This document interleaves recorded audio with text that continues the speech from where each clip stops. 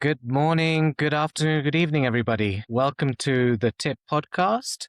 My name is Vishal Mathur. I'm the Chief Commercial Officer at the Telecom Infra Project. Lovely to see you guys. Thank you for joining this. I have two esteemed colleagues with me today, and we're going to be doing a very specific session around two aspects. One is a very important paradigm shift in the industry, in the telecoms industry, is around the development and the industrialization of rApps and SMO RICs for brownfield and OpenRAN networks. So my colleague here, Abdel from TIP, will be talking about that. But also I'd like to introduce Michael Behan from Zinkworks as well. Michael will be talking a lot about Zinkworks and how they are going to be factoring into this industry drive as well. Welcome, you guys. Thank you for joining this podcast today. Do you want to introduce yourselves, actually? Abdel, do you want to introduce yourself? Yeah, I'm Abdel Bagegni. I head the OpenRAN Technology within TIP, and I manage both subgroups, the RIA subgroup, the RAN Intelligence and Automation subgroup, and the Solution subgroup. Brilliant. Thank you, Abdel. Thanks for coming and joining this podcast. And Michael, introduce yourself as well. So Michael, I'm a solutions architect with Zinkworks, and I've been in the telecoms industry for nearly 30 years now at this stage. I spent quite a long time with Ericsson, and I spent 4 years with Dell Technologies helping build out their telecom solutions as well. And in Zinkworks, we're working on the latest and greatest in terms of rApps and AI and Agentic solutions for automation. Fantastic. Thank you very much, Michael, and Abdel as well. Okay, so I'm going to go to you, Abdel, first. So in TIP, I know OpenRAN as a community has been long living. It's been around for a long time. And I know there's been a structural change as well in the recent past. We've got new chairs with AT&T, TELUS, DT, Vodafone, and EchoStar for now. And as you mentioned, there are two subgroups, Solution subgroup and the RAN Intelligence and Automation subgroup as well. Perhaps you could update the audience on what's been happening in the RIA subgroup, if you don't mind, since Fuse in Dublin last year. Thanks, Vish. Yeah, so at TIP, the OpenRAN project group's mission or exists is to accelerate the deployment, innovation, and the commercialization of all of the OpenRAN solutions that are interoperable, carrier grade, and suitable for a wide range of network environments. So this is not only on telcos, but it could also include private networks or more sophisticated use cases. Within the project group, the RAN Intelligence, Automation, and Orchestration, the RIA subgroup, it brings together the ecosystem. So we have co-leads from operators like TELUS, AT&T, Boost, and Vodafone, who are driving the subgroup with other vendors such as Zinkworks, who hopefully they will finalize their nomination very soon, and other vendors like Viavi, HCL, Ericsson, etc. Our role is to translate the requirements for RAN intelligence and automation into practical use cases. So this would include technical specifications, validations of frameworks, and then see how the industry can adopt them. Now, the focus we have is on the artificial intelligence and machine learning driven automation. And this is where we focus on rApp portability. So the rApp portability is the vision, and we get the industry and the ecosystem around it. Fantastic. Perhaps you could also just give for the audience a little bit sort of an understanding of what's been delivered over the past 6 months or so, any particular things that will be published soon, and what you hope to see coming forward in 2026. Yes, so we kicked off what we call the SMO RIC Assessment and Development Framework. We kicked it off after Fuse last year towards the end of November, December, and several operators came together, including AT&T, TELUS, and Boost, to see what kind of use cases can be deployed in a commercial manner within the next 12 to 18 months.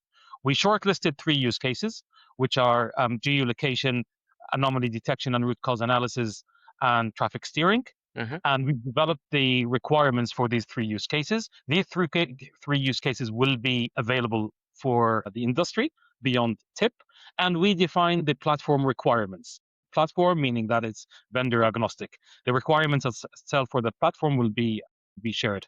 And then we're starting now to work on the test plans. So we've concluded the platform test plans that would include the onboarding of any rApp. That test plan itself will be available for the industry. And we are working at the moment at the use case, test cases, defining the value and the success criteria. And we're kind of lining up at the moment and calling for vendors who want to test their R apps in different non-real-time RICs to come forward. Fantastic. Excellent. All right. So there's lots of good action happening, and it looks like executable actions, because the whole point is to try and build an ecosystem and an industry, a path forward for making this really realizable in production networks. That's great. Thank you very much. And what I know about Zinkworks, Michael, is this is music to your ears. Let's just begin with a simple thing. Could you just introduce who Zinkworks is and perhaps a little bit about how you build our apps? So Zinkworks, we're an Irish-based company. We spun out originally about 8 years ago from Ericsson. So Ericsson have their main headquarters in Ireland for building automation. In Athlone, right?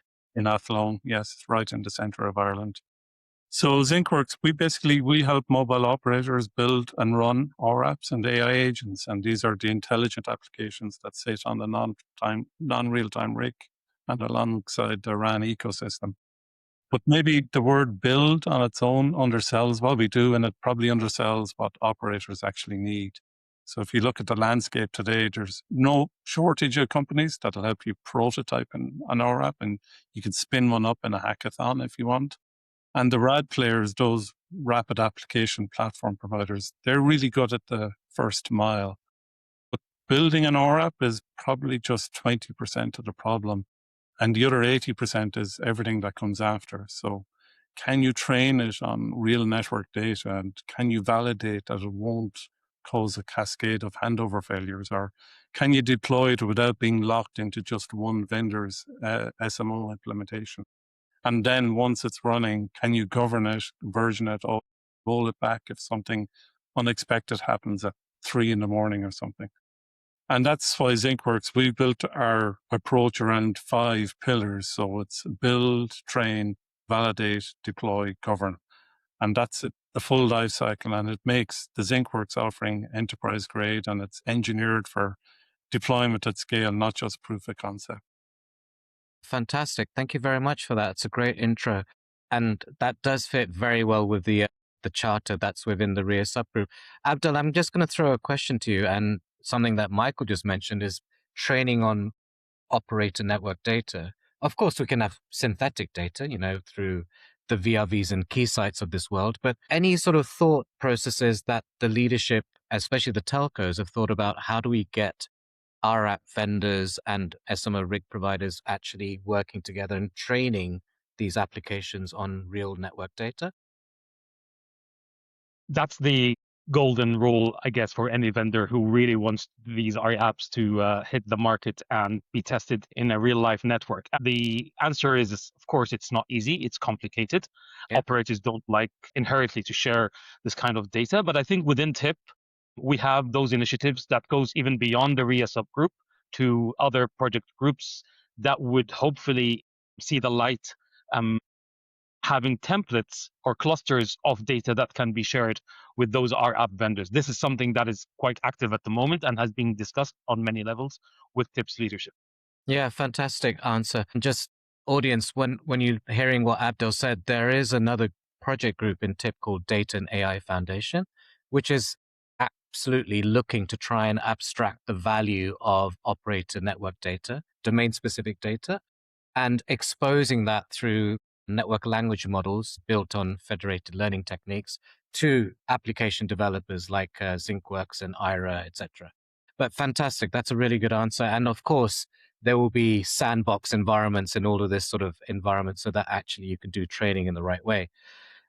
Back to you, Michael. I've got another question, if I may. We talked about one of the sort of the paradigms of around rApp portability. What's Zinkworks' approach on being SMO agnostic? And that's probably one of the biggest unspoken tensions in RAN and SMO now, is ensuring any investment in AI automation and R apps and other platforms doesn't create an unnecessary lock-in. And the whole point originally of SMO and the R app ecosystem was to open the opportunities and give operators more choice. Yeah. But if you're Our app development platform is too tightly coupled with one particular SMO or an implementation of R1 or one vendor's data layer or one vendor's ML pipeline. Then you've just moved the lock-in just further up the stack, and you've gone from just a hardware lock-in to a software lock-in. So we've designed our platform from day one to be SMO agnostic. And what that means in practice is an operator can adopt our ORAP capability, the full build, train, validate, deploy, govern lifecycle, without being forced into a particular SMO stack. And it's more than just a nice architecture principle. It's a real procurement and deployment blocker that we're helping to remove. And the operators that we're talking to, where they're planning for a world where their SMO layer needs to evolve over the next 3 to 5 years, they need their ORAP investments to survive that evolution. SMO agnosticism isn't just about today's procurement decision. It's really about future-proofing the entire intelligent RAN strategy. Very good. Thank you very much. And obviously, within the RIA subgroup, there's a bit of definition around how that can be done. And I presume, Abdel, there is some specific characterization that's being thought through on how portability could occur at an industry level. Yes, so at the moment, everything we work on is vendor agnostic, test plans, requirements, etc. But we come to a point sometimes that we would need to tailor some of the requirements towards a specific non-real-time RIC, just because there are quite a few of them in a commercial capacity today. But the baseline itself is vendor agnostic. Fantastic. Thank you very much. Michael, back to you. I'd love to hear a little bit more about what Zinkworks has achieved. So perhaps you may be able to allude to any specific telco case studies or specific use cases that you've worked on, or even partners that you've been working with in the broader ecosystem. Yeah, so this is one of the things that's happening right now. Kind of one of our most visible proof points in developing ORAPs and the ORAP ecosystem is the work we've been doing with Vodafone. And this has been a real production track partnership where we're building Vodafone's Rapid RIC platform. And that's a generative AI-driven environment that combines both Vodafone's network data, their operational expertise, and that's combined with our ORAP Studio and ML model lifecycle tooling. And it's a significant ambition. So Vodafone expects to cut the time it takes to create and launch RAN applications by about 60 to 70%. And the first ORAPs coming through that platform, they're targeting use cases that operators probably care most about now, like energy saving, anomaly detection, root cause analysis, and so on. Vodafone's needs, they're achievable precisely because of our 5-pillar approach. So when you have that structured lifecycle, when the training environment is pre-integrated and the validation framework is there based on non-vendor specific training and benchmarks, such as those produced by TIP. When you have the deployment and governance models and they're built in rather than just an afterthought, that removes an enormous amount of rework when it comes to creating these intelligent applications. And so our platform tries to do as much of the heavy lifting so engineers can focus on the network intelligence itself. It's really interesting. And I did see some press come out earlier on in the year around Rapid RIC as well. But very interesting to hear that you've been working closely with Vodafone on this as well, on use cases that seem common enough across not just Vodafone, but other telcos as well. And it's good to hear, actually, Abdel, there's a real synchronicity between what Michael is saying, especially around the use cases. You've got anomaly detection and fraud resolution. You've got energy management. Maybe either one of you, would you like to sort of talk a little bit more in detail about what we mean by those particular use cases? Are there any sort of functional points that you think are relevant? Maybe, Michael, you just talk about energy saving if you wish. Yeah, and this is probably something I've been working very closely on for the last while. Yeah. And it seems to be a lead story right now, and there's lots of operators and other partners that are asking for our help on this. And it's because mobile networks, they're enormous energy consumer, and the RAN itself accounts for the lion's share of it. Yeah. But energy saving for RAN, it's not necessarily a new idea. So the idea of switching off capacity layers during low traffic periods, that goes back to the SON era. Yeah. But the intelligence required to do it well, to predict traffic, demand reliably, and to manage the handover implications of shutting down cells and to balance energy saving against quals commitments. That's where we see where AI and ML makes the real difference. And it's exactly the kind of problem that our rApp lifecycle was designed to solve. You need a model that's trained on real network patterns, it's validated against realistic scenarios, and it's governed with proper rollback mechanisms. So you don't want your energy saving rApp causing drop calls at 7 in the morning when commuters come online, because then you've just created a bigger problem than your energy bill. So Absolutely. reliable training and validation are key here. What's interesting to me is that there's a real industry choice around rApp and non-real-time RIC when there's been conversations around XApps and DApps in the past, etc. Any particular sort of viewpoints from you guys on why we're going from SON migrations to rApp and non-real-time RICs as opposed to XApps and real-time RICs? Any thoughts there? I mean, that why are we doing just the rApp space and non-real-time RICs?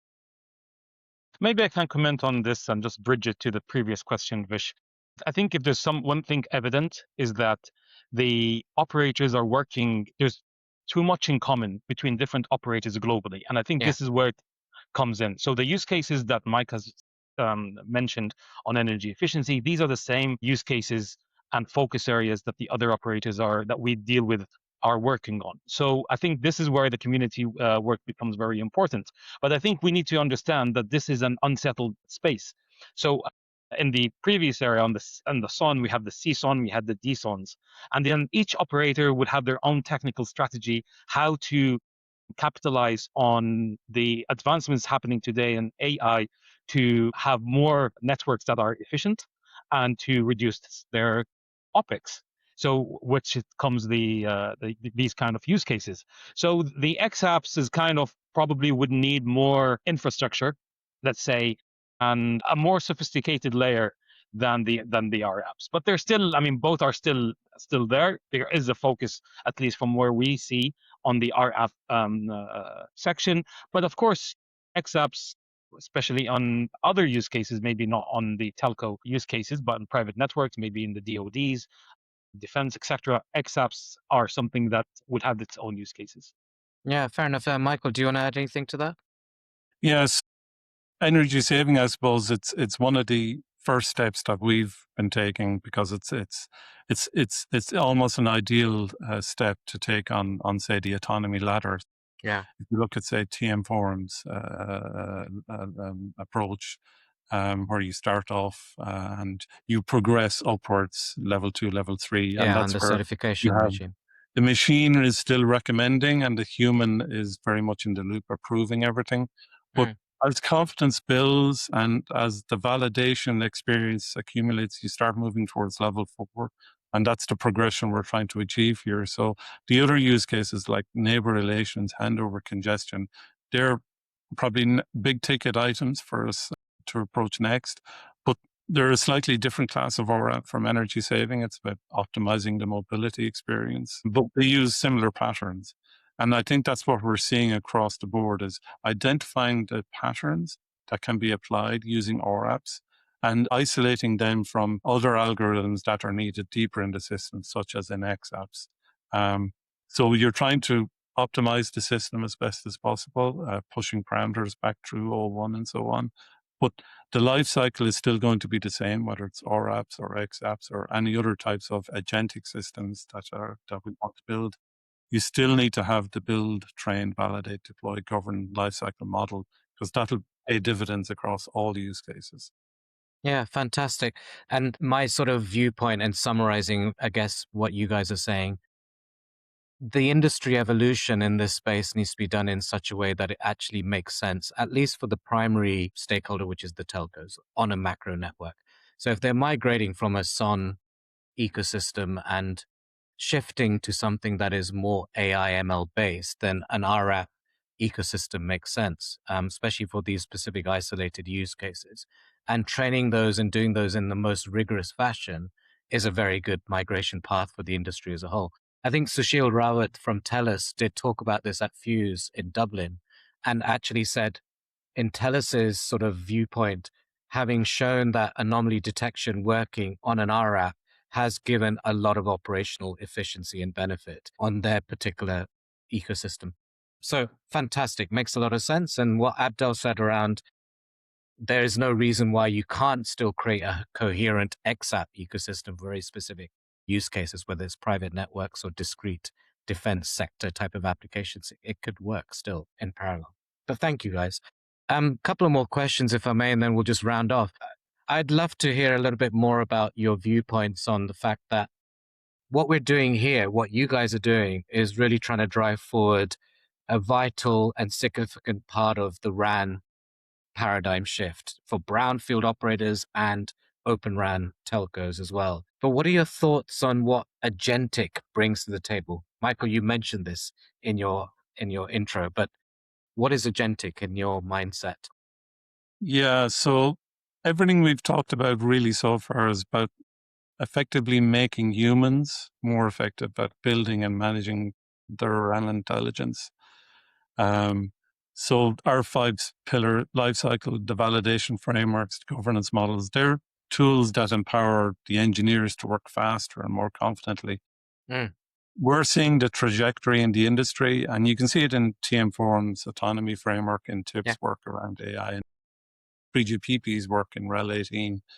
The trajectory is towards a world where the human is leaving the inner control loop, and it's where the network is expressing intent itself. So, for example, maintaining a quals target across a slice while minimizing energy consumption. And we're creating the agentic layer that tries to figure out which rApps to compose, which parameters to adjust, and importantly, what trade-offs to make. And it's a big leap, but we don't necessarily see it as a discontinuity. It's an evolution.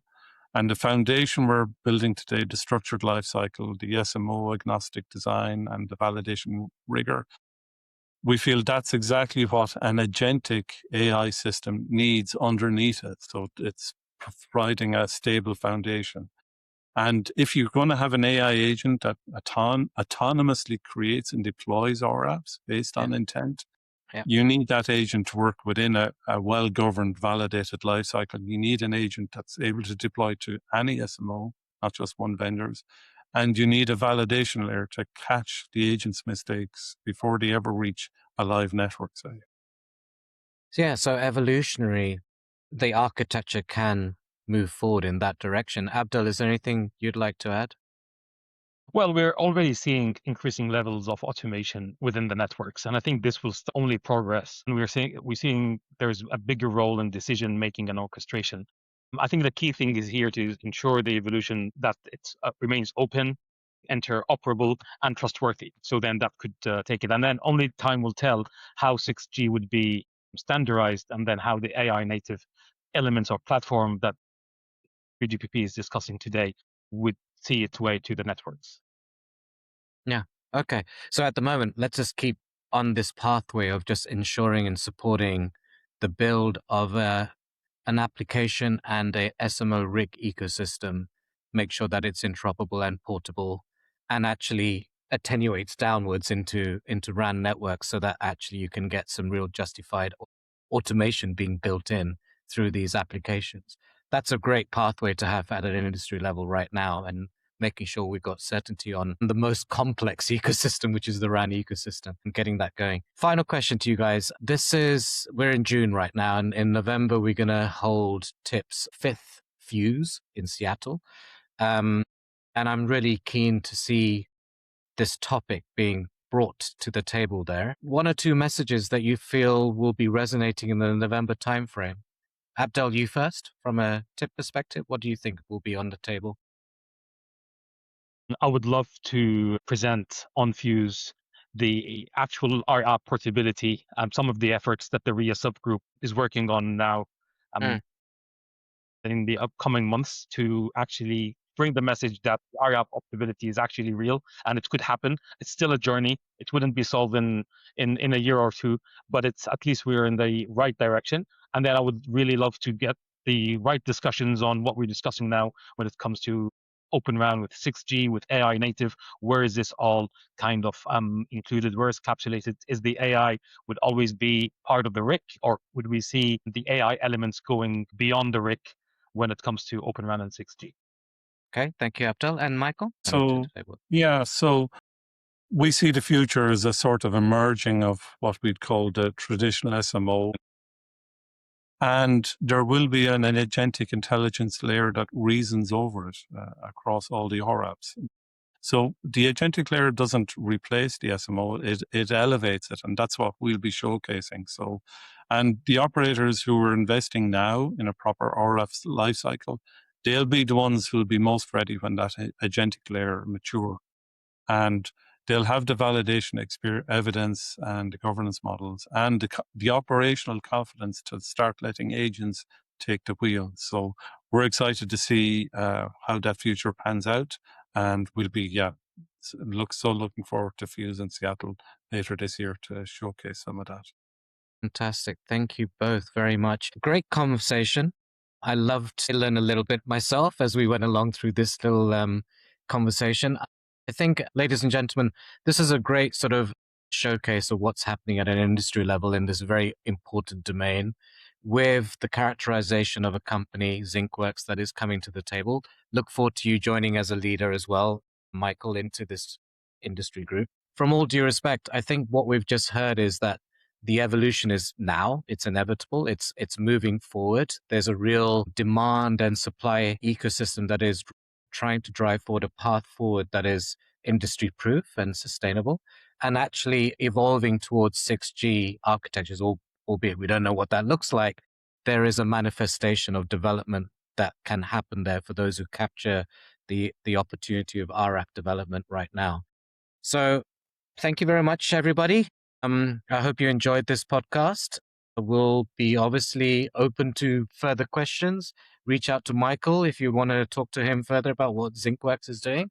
And of course, reach out to Abdel to try and get involved in what the TIP OpenRAN group is doing right now and could be doing going forward. Abdel and Michael, thank you so much for your time today. I hope you enjoyed it as well. Any final comments? Anything you'd like to say? I actually think telecoms in the industry, we're actually ahead of the curve here because we've been thinking about these problems for longer than other sectors. So I feel that we are going to be able to lead industry and showcase how agents and AI-based intelligence can help lead. Absolutely. I'd love to hear more of that at Fuse, especially the confluence between advanced communications and AI, and this sector being part of that AI value stack is going to be really important. That's fantastic. Thank you very much, guys. Thank you, Vish. Thank you so much, Vish.